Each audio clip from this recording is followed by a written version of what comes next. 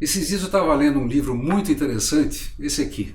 Isto não é um manifesto. Esse livro foi escrito pelo Tony Negri, Antonio Negri, que é um filósofo italiano combativo, né, uma pessoa extremamente interessante, várias vezes no Brasil, e o Michel Hart. Isso não é um manifesto, mas eles ali trazem uma coisa que vem muito própria para os momentos que nós estamos vivendo aqui, né? A hegemonia desse processo neoliberal que hoje avassala o planeta Terra, né, as populações e tudo mais, ela, segundo eles, vai criando uma nova forma de subjetividade, né? Isso quer dizer que os sujeitos, né, nós todos aqui, estamos sendo transformados numa coisa bastante diferente do que éramos alguns anos atrás. E eles criam 4 categorias interessantes, mas eu vou falar de uma delas só hoje. As 4 categorias é que hoje nós somos pessoas, em primeiro lugar, que nós estamos endividados, né? A questão da dívida e as várias formas de dívida meio que conformam o tipo de ser humano nesse meio, né, mundializado que nós estamos.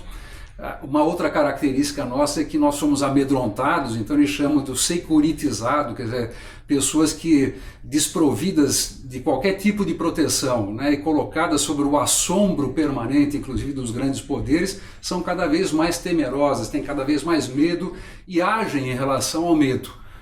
Isso aqui para nós não é estranho, né? Veja o que aconteceu no Brasil, né, e está acontecendo agora, a eleição, né, do capitão presidente, basicamente uma expressão do medo, né, da incompreensão, do medo e tudo mais. Mas uma outra categoria que ele coloca é a questão do representado. O processo crescente de despolitização das massas trabalhadoras, das massas em geral, né, da perda efetiva da substância da consciência crítica que é própria da política, vai criando uma nova forma de representado, né? As pessoas odeiam os políticos e odeiam a política, né, e acabam de alguma maneira elegendo figuras absolutamente messiânicas e populistas, como aliás nós estamos vivendo hoje aqui no Brasil. Então, essas categorias fundamentais, né, que foram trazidas aqui por esses autores que eu lembrei, me fazem lembrar algo que acabou de dar na grande imprensa brasileira, que é a respeito do nosso processo de endividamento. Eu fiquei assombrado com isso. Ali os dados mostram que 60 milhões de brasileiros são inadimplentes hoje em relação ao sistema financeiro, né? Porque na realidade o sistema financeiro precisa provocar o devedor, né? E 60 milhões de brasileiros não apenas têm dívidas, mas estão inadimplentes em relação a essas dívidas. E mais, essa mesma pesquisa mostra que metade desses que são inadimplentes, ou daqueles que têm dívidas, usam mais da metade da sua renda mensal não para consumir, não para pagar as suas necessidades, mas para pagar as suas dívidas. Nós estamos vivendo num processo em que essa questão, né, do devedor é uma questão que nos assombra o tempo inteiro, porque nós apenas não devemos dinheiro, mas devemos tempo, né? Nós devemos atenção, nós devemos...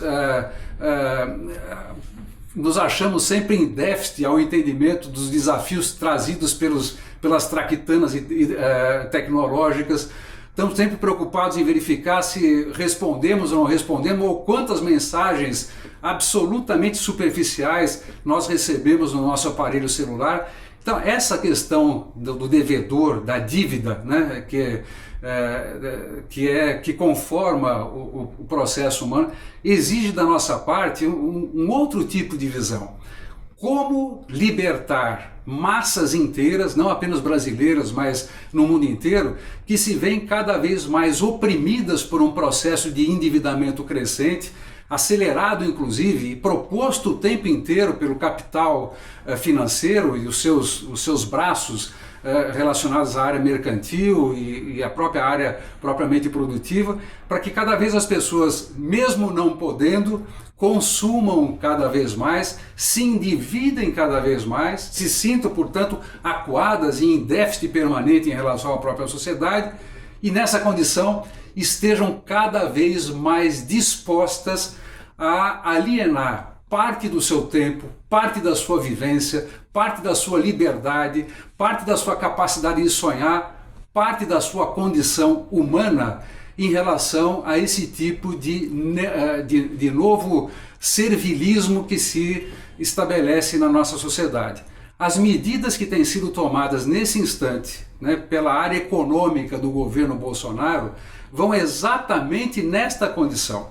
Mesmo agora a liberação de recursos do FGTS, né, que alguns da área do governo dizem que isso é para ativar a economia, não é para ativar a economia. Essas pesquisas mostram isso. As pessoas vão pagar dívidas com esse dinheiro do FGTS para contrair novas dívidas e criar um sistema maior ainda de dependência. Essas questões todas nós precisamos saber o que está acontecendo. Segundo, denunciar. E terceiro e mais importante, encontrar formas de reagir, né? A maneira mais fundamental de reagir é fazer com que as informações que são um direito da população, essas informações possam chegar a todos. Por isso a importância de debates como esse, que são trazidos e abertos aqui pelo Nocaute, né? Porque não é apenas o denuncismo, é mostrar a essência do processo que hoje conforma um governo que avilta as possibilidades efetivas de desenvolvimento de um Brasil como um país democrático, desenvolvido e principalmente um país socialmente justo.